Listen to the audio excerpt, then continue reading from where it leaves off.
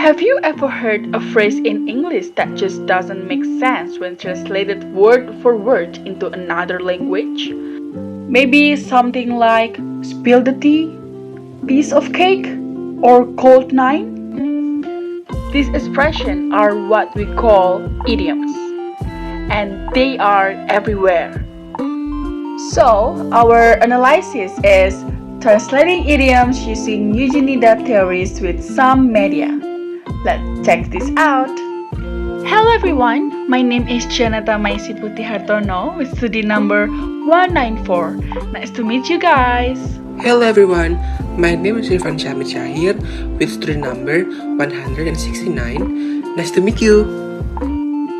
So, what we will going to discuss, the first one is the purposes of this analysis, what are idioms and why they matter, theory by Eugene and its connection, translation strategies for idioms, analysis based on media, and the last one is the conclusion. We're moving on to the first topic is the purposes of this analysis. Check it out! So, the main goal of this analysis is to observe how idiomatic expressions are translated from English into Indonesia or another language across from types of media. Why? Because idioms often don't mean what they literally say. Translating idioms is not just about words. It's about transferring cultural meaning, emotion, and also tone, so the target audience feels the same impact. So, what is exactly an idiom?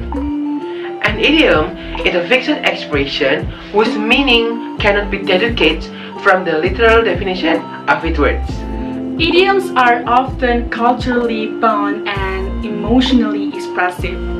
That's what makes translating them so important, and it might be so difficult.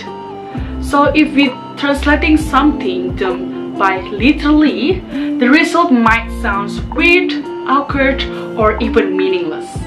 That's why we need translation strategies that can perceive the idiom's impact and intention. Now, let's connect this with Nida's theory, one of the most influential theories in translation studies. So, Nida introduced two core concepts. The first one is a formal equivalence, which prioritizes a literal, word-for-word translation, tries to perceive structure and wording of the source language. But for the idioms, this can sound unnatural or more confusing. And the next one we have dynamic equivalence, which prioritizes the naturalness and meaning in the target language, and also focused on making the audience feel the same way as the original audience, and also allow adjustment in structure and vocabulary to match the original message. For idioms, dynamic equivalence is a key. It lets the translator go beyond words and focus on what the speaker is really trying to say, so that the feelings, context, and cultural value are perceived even if the words change. So, in this presentation, we analyze idioms from different media. We will keep asking, does this translation reflect the same meaning, impact, and emotional as the original? That's why we need Nida means or theory by dynamic equivalence. Here are 4 key strategies often used when translating idioms. The first point, literal translation has 3 characteristics. The first one is translate idiom for word.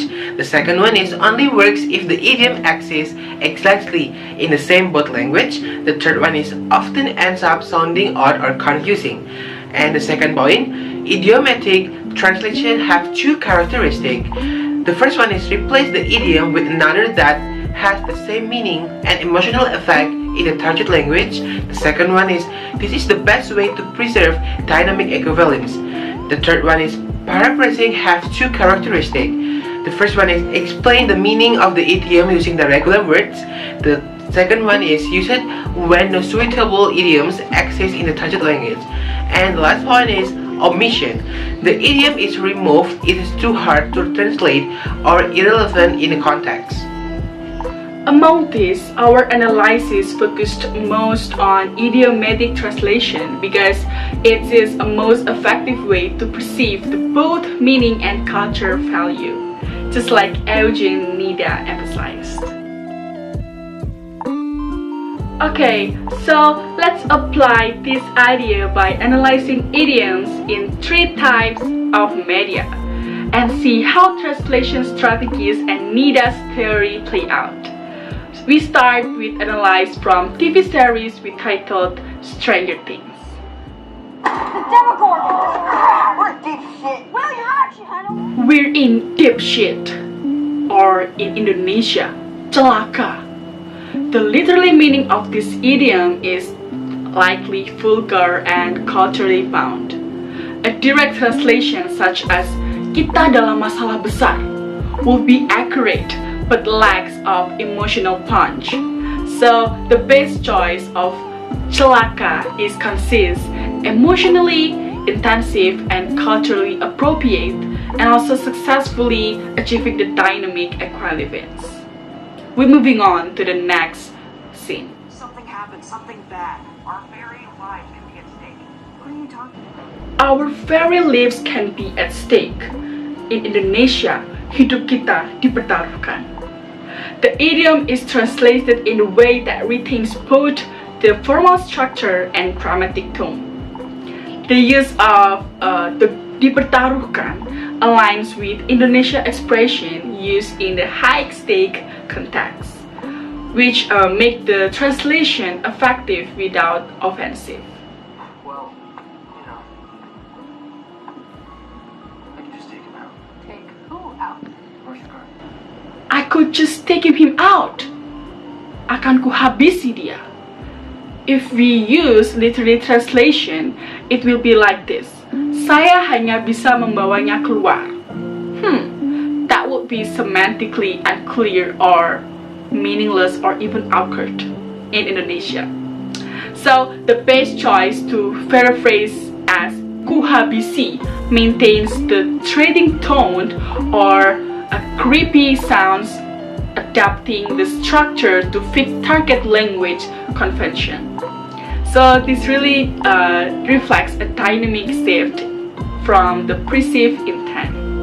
After Jeanetha explored how idiom function within fast-paced, emotionally charged dialogue in Stranger Things, let's shift our focus to a very kind of text, one that is more structured, narrative-driven, and statistically formal.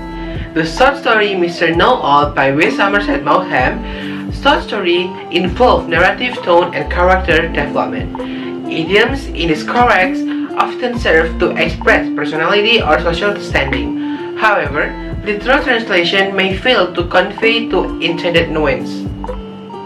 So, in this story, we have 3 idioms. The first one is British to the backbone. In Indonesian translate is Inggris menjadi tulang punggung.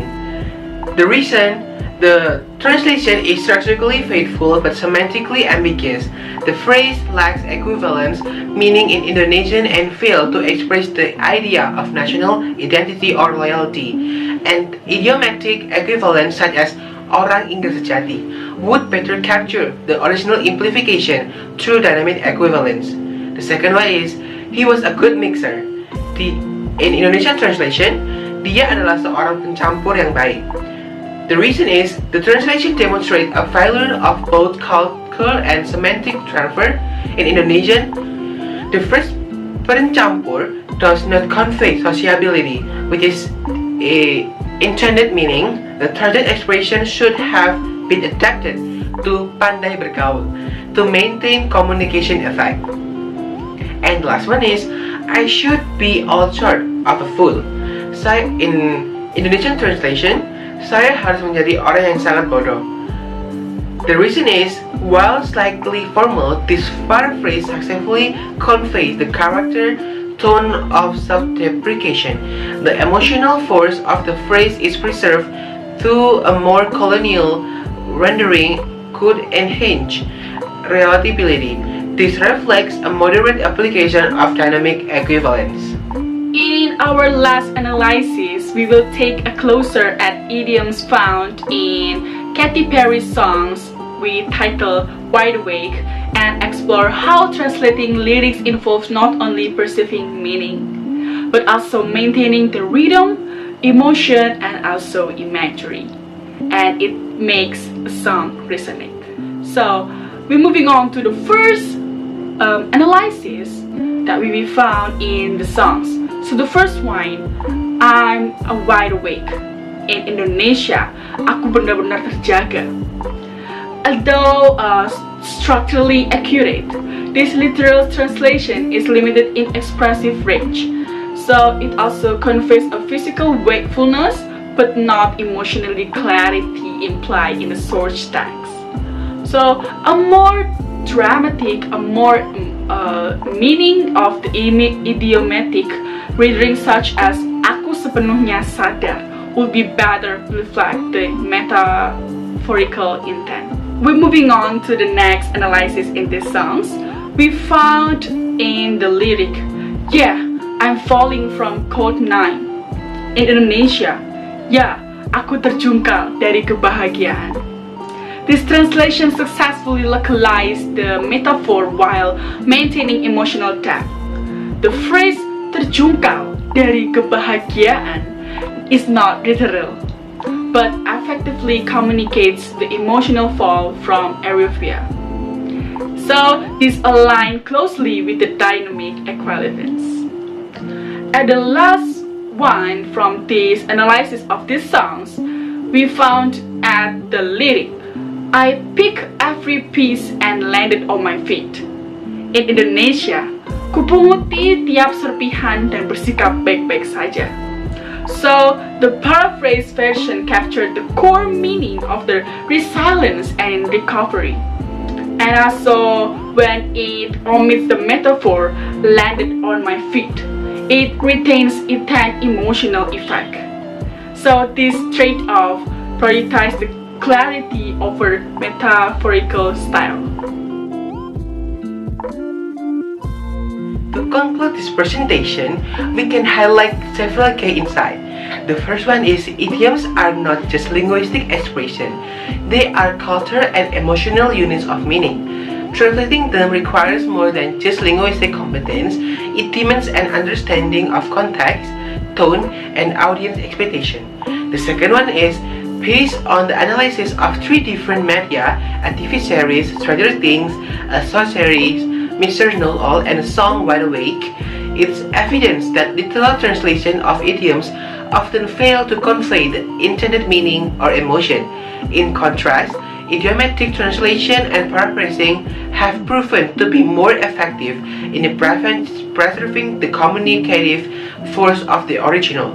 The third one is, these findings strongly align with Eugene Nida theory of dynamic equivalence, which prioritizes the effect of the message of its forms.